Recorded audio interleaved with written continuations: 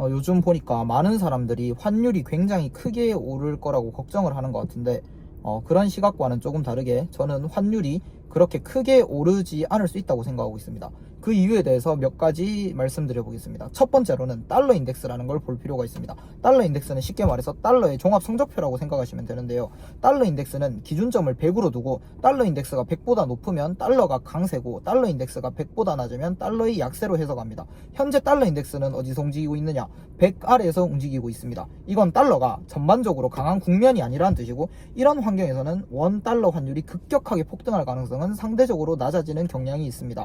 물론 달러 인덱스라는 것 자체가 원 달러 환율을 직접적으로 결정하는 지표는 아니지만, 전반적인 달러 강세 압력이 크지 않다는 신호로는 충분히 참고할 수 있다고 저는 생각합니다. 두 번째로는 미국의 통화정책 방향입니다. 저는 2026년 미국이 금리를 낮추고 통제된 범위 내에서 달러 공급을 늘리고 싶어 할 가능성이 크다고 생각하고 있습니다.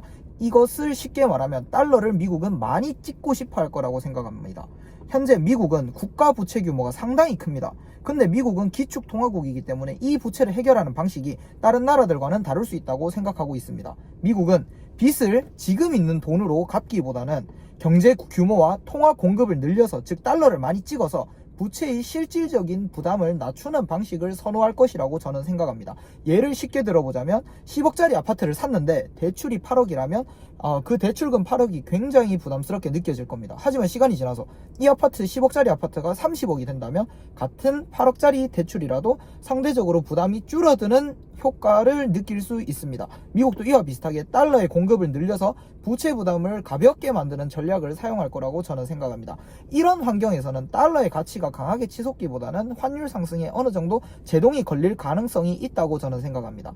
마지막으로는 관세와 환율의 관계입니다. 미국은 관세를 통해서 자국 내에서 생산하는 기업들에게 유리한 환경을 만들어주고 기업들을 다시 미국으로 돌아오게 하려는 전략을 쓰고 있습니다. 근데 만약 원화 대비 달러가 크게 약세가 된다면, 즉 환율이 많이 오르게 되면 한국 기업들의 제품은 관세를 맞더라도 미국에서 가격 경쟁력을 유지할 수 있을 것입니다.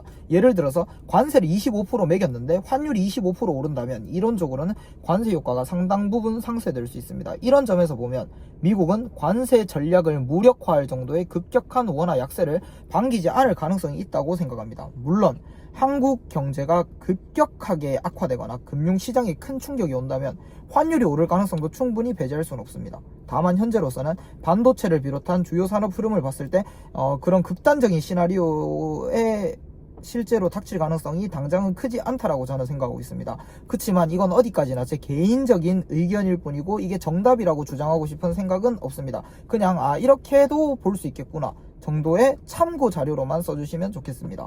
시청해주셔서 감사합니다.